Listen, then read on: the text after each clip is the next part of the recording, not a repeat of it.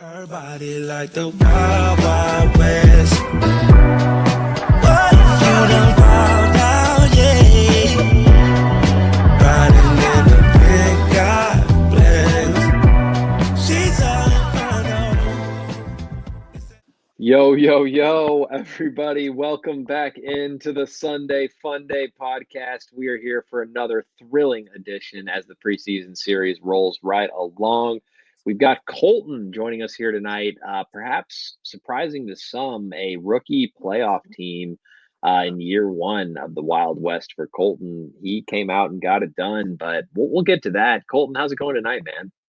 It's going great. Kind of like before we started recording, got to play some golf today, so got to enjoy the sunny weather. That's always a good thing. Um, getting prepped up for the season. Been in the gym, been chopping some trees, getting ready. Looks like it. Just excited. Thank Yeah, you. dude, you look, I mean, it's the time of the year where you always hear it, so you kind of roll your eyes, but like best shape of your life. Thank you. I've worked hard at it. I really have. Yeah, so I mean, I was gonna go into how's life outside of fantasy baseball, but I think we kind of started to cover it there. Anything you want to add on that topic? No, really excited for the season ahead, and what's to come this year. Great. So jumping right in, next question I have for you. So as a man in your line of work, it shouldn't have been all that surprising to see you produce. One can't help but wonder if the fruits of your labor will bear flowers in 2025 or if it's sour grapes for this bad banana. Wow. I mean, that was extraordinary. That really was. That was excellent. Do I need to respond to that? How about You them know, apples? how about them apples? Yeah. I think a lot of people think I overperformed last year, where in my mind I underperformed. Um, you know, the goal isn't to just make the playoffs in this league. The goal is to win the league. And that's my goal this year. And I think when you're thinking about uh, will the fruits of my labor pay off, I think that I'm going to show that in a big way. Well responded. You kind of actually jumped right ahead to a question I wanted to get to later on. So I'll bring it up again just to make sure we're absolutely resolute in that answer. Were you honestly expecting going into last year, like you thought, I'm going to be a playoff team right off the bat. I'm going to be competitive in this league. You weren't at all surprised to see how things went down last year?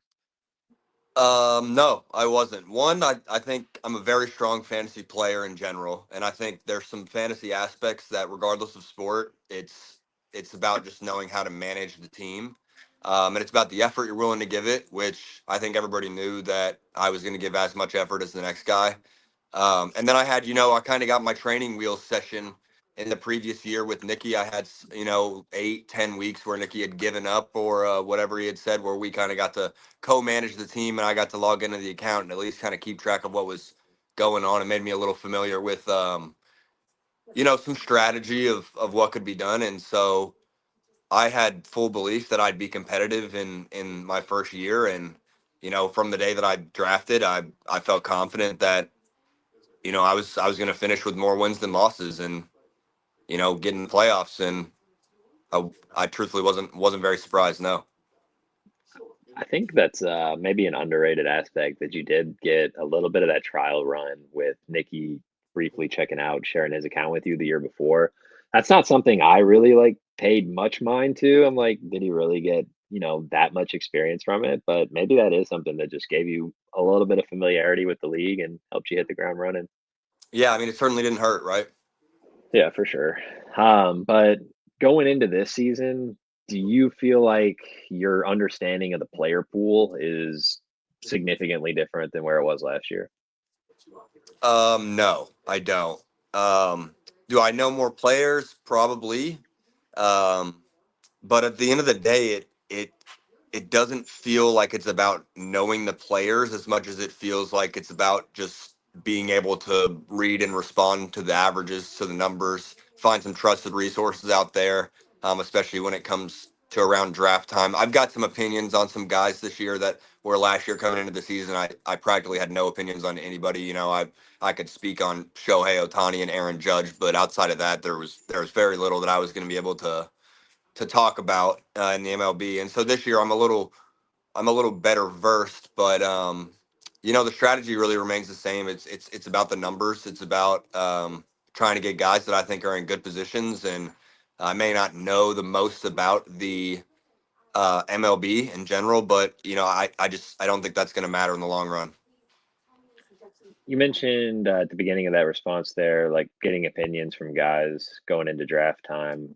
Where are you? I know you're not going to like specifically say, I get my information from here and here and here, but like broadly speaking, is that coming from like kind of like web sources outside the league? Or are you like poking around inside the league? You got guys that are like circle of trust, or what's your process look like there? No, so I'll run some opinions by some guys in the league. I'm not saying I'm not doing that, but really I go to the sources that I trust for other fantasy sports. I'm a big fantasy football guy. I'll listen to some fantasy football podcasts. So I look at those guys, and I look at what their teams are putting out for fantasy baseball, and try to get a feeler for where their heads are at and where some of their opinions are, and hear some of the stuff that's been going on in the off season, and uh, that, along with some online rankings and some research on my own and some articles, I can kind of put together Colton's top 150 or top 200 or and so on, right? Which is really all you need. I mean, I know we're going deeper than that, but it's kind of I think everyone agrees it's dart throw territory once you Yeah, get so after late. that, you're just kind of taking shots on guys you think are sleepers or could break out, or whatever. And Which, again, I'm getting a lot of that stuff from a lot of these resources, anyways. yeah, which I mean, if you hit on it too, it's huge. So I guess Oh it's yeah, absolutely, not to understate the end of the draft, but for sure. it's not like you have to like have intimate knowledge 200 through 300. Here's exactly how I Right, want to play right. it. There might be, a handful of guys in that range that are truthfully impactful, but a lot of them will, either be mid tier or on the waivers. So I wanted to ask you about going into this season, if there was like any part of you that thought maybe, it's beginner's luck last year. I think speaking on your mindset already, it's clear you don't think that was a factor.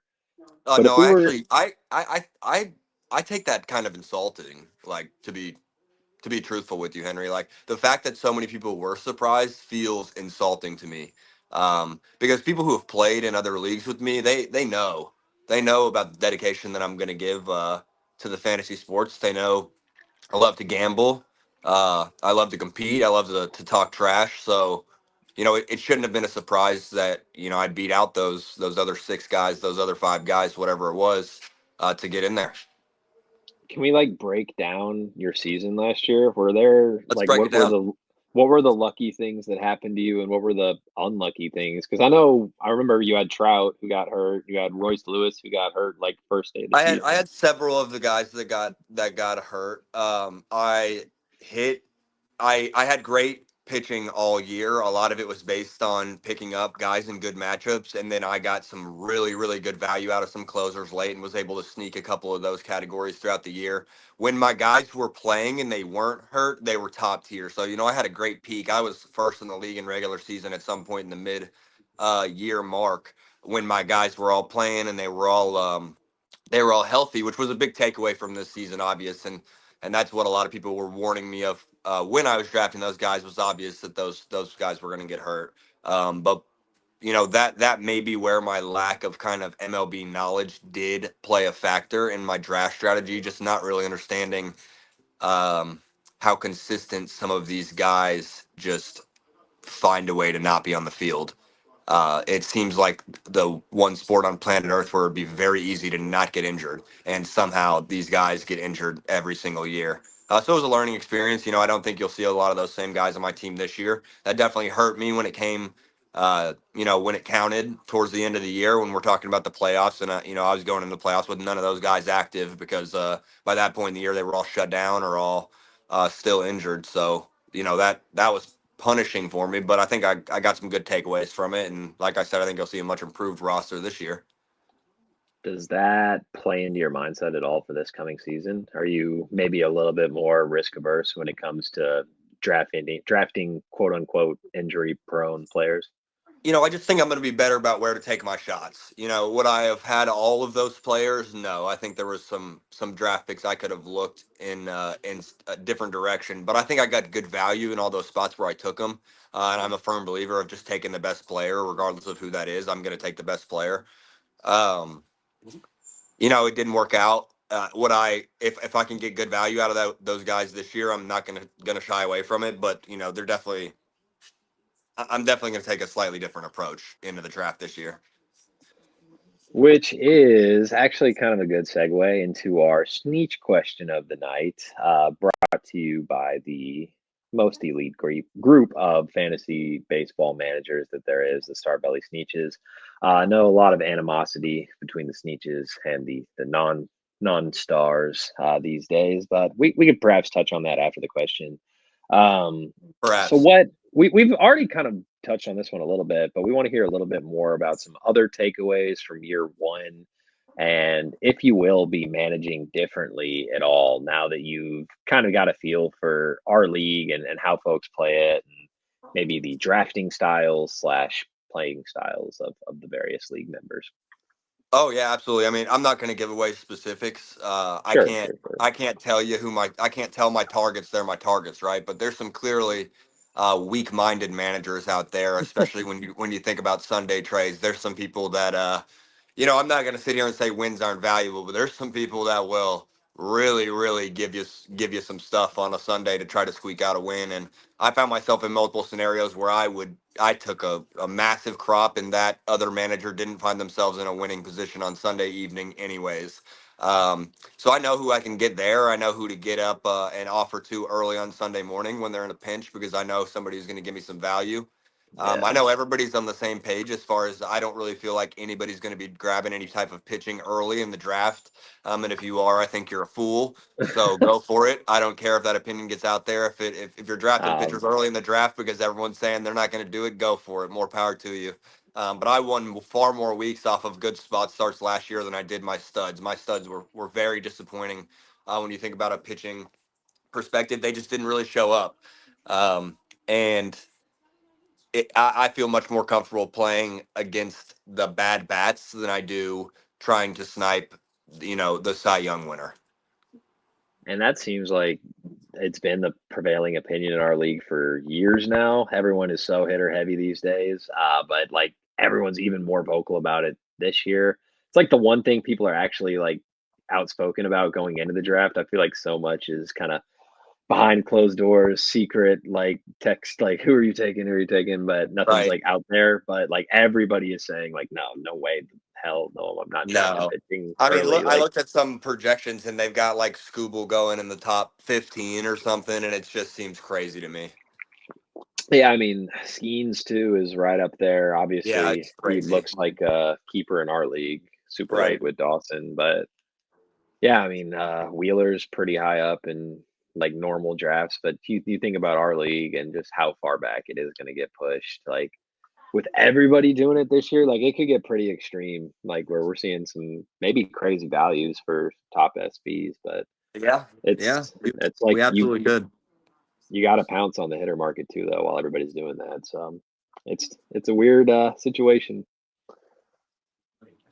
I had to make sure my Well, DoorDash wasn't sitting outside. all right, cool. Well, Otherwise, a few more questions for you before we close out here, buddy.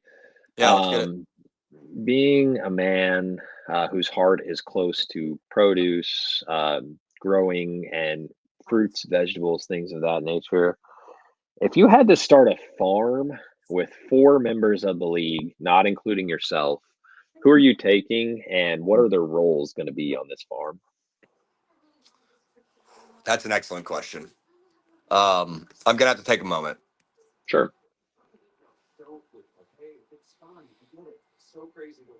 And feel free to use the airtime too as you're like ruling people out in your mind. Throw that out if you're like, no, this guy I not want to falling. find a spot for Carlin immediately. My mind was drawn to a scarecrow. I just, again, I think I'd heard this on a previous podcast. It's almost like even in an insulting role, I feel like I shouldn't include him in the, you know, in the in the experiment at all. It should be Yeah, like he that feels like I'm giving him too much if I make him the scarecrow. So I think I will leave him out. Um,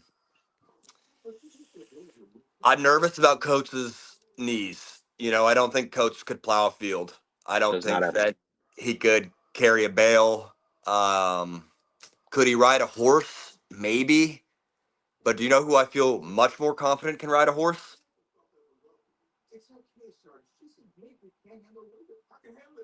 I don't know if anyone's jumping out at me as like clear horse guy. I think Alan Orms can ride a horse. Yeah, I I can see think I've that. seen him in a cowboy hat once. I think Oh, I for saw him in a sure. cowboy hat. So he's I he's for my sure. he's my he's the cowboy on my farm. All right. Yeah, I'm like the GM in this scenario, right? Like it's my farm, right? I'm yeah. not And then you're working. getting four other guys in addition to you, so Yeah. Orms is one. Right. Dawson's gonna be like my head like botanist or whatever. He's my crops guy. I think for Naturally. obvious reasons, I don't think I need Yeah, to elaborate on that any further.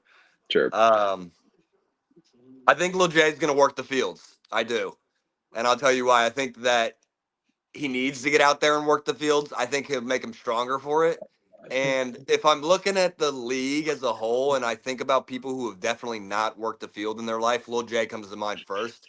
So I'd like to give him that experience. He's going to be out there. He's going to work the fields. Pay his dues. Um, he's going to pay his dues, right? And if he doesn't do a good job, you know, that's why I'm going to have Nicky out there. Nicky's going to be busting his ass. He's going to be like the person driving the field workers, The for like overseer. he's driving the field workers. Dare I ask what kind of farm this is? You shouldn't ask. Yeah, Let's no, leave it at that. it's a farm. Is anybody working on the inside of your farm, Mister? No, they're not. All right. None of them are allowed inside. Okay.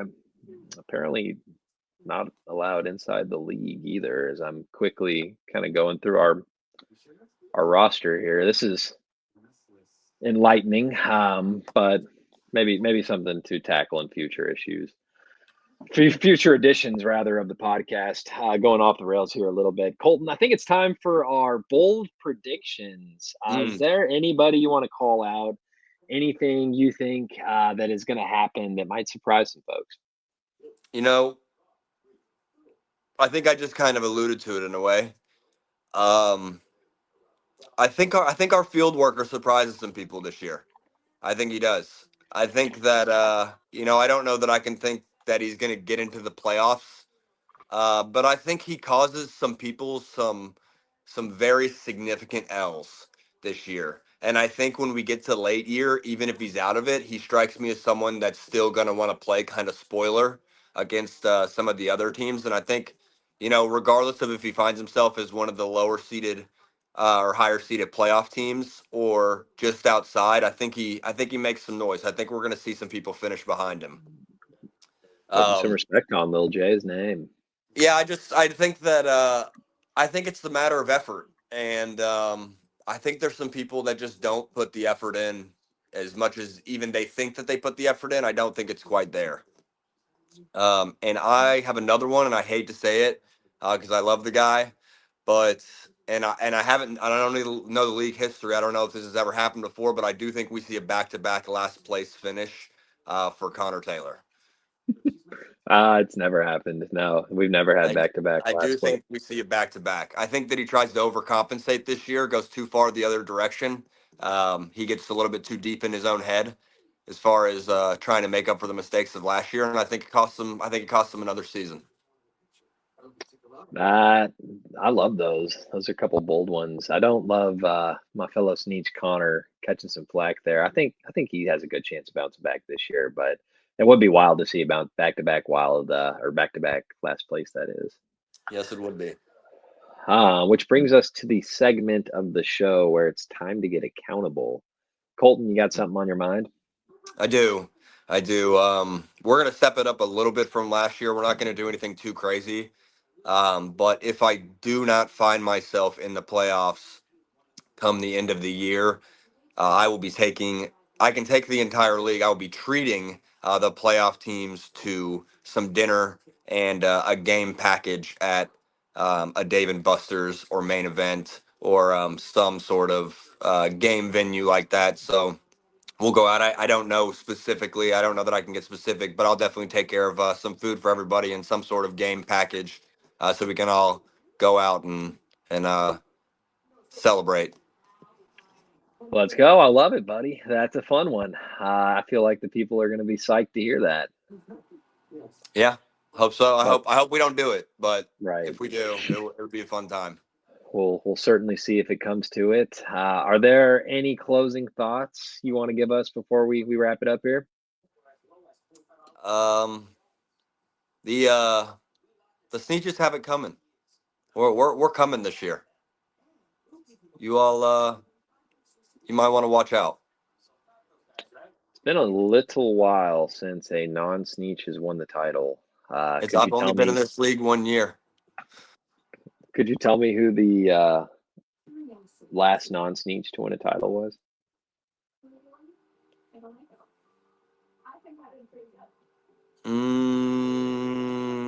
No. Chris Garland. Oh, disgusting. We don't claim him either. He's in neither group. Little league trivia. Who was before that? Who was before that? That doesn't even count. Orms, I believe, was the first one in Wild West era. So there's been two non-Sneetches and like 6 Sneetches. Who did I replace in the league though? You replaced. We just did this. You replaced Quentin, and then Jason. Right. Okay, right. So yeah, major upgrade for the non-Sneetches. I refuse to call us non-stars or whatever derogatory term you just used. We're gonna come up with our own group. We call it something way better than Sneetches. No, not have nots. You're an idiot. Have nots. I mean, it has to be like putting you down on some level. It's like the bad group, and you're trying to rise above it and not let it define you. No, dude. We're like District 12. Hunger Games? Yeah, we're about to rise up. Dude, you made the playoffs your first year. You make it again your second year, and your little Connor Taylor bold prediction comes true. Even if Connor makes the playoffs, we could have 6 Sneetches. You could be looking at a Sneetch. I'll never accept that, ever. Not until the day I die. Never in my life would I do that. Do you think I have no honor? I think that being a Sneetch is something to be proud of. And if you were bestowed that honor. Our group of we're determining our own name is going to become so powerful and so influential over the next several years. We won't even care what you all call ourselves because it won't matter. You all will be the have-nots. Well, you guys better get some stars on your bellies. Get some names. You will be begging at my feet to join, to be determined. Y'all better get your names on the trophy, I guess, if it's going to be that much of an influential group. But you do look like you're in great shape, buddy. We've had some good conversation tonight. I think folks are going to enjoy listening to this one. It's been another great edition of the Sunday Funday podcast. Colton, thank you for joining me. Thank you. I'm going to show you how great I am. All right. Have a good one. All right. Bye. And record. Her body like the Wild Wild West. What if you done wild out, yeah? Riding in a big God bless. She's all inferno. It's a hell of a time. Burning like a candlelight. Your love is dangerous. Your love is my love is our love is. Burning like a candlelight. Are you not entertained? Are you not entertained? Who's not entertained by my pain? Who ain't cash a check off my name? When my campaign turned to campaign, I burned $8 billion to take off my chains. Burn, baby, burn. Sometimes it hurts, I guess I never learned. To who it make us turn the CEO of the firm? It's not some West spoken germ with big worm. Man, a couple wrong turns could fry you forever. It's a permanent burn. You charging for cookie, that's bang for your buck. If you're kissing on the mouth, you ain't charging enough. You heard I was flying them out. They was trying for clout. I was dying of gout. Man, the world gone mad. Heard R. Kelly in the next Balenciaga ad. Burning like a candlelight. Your love is dangerous. Your love is my love is our love.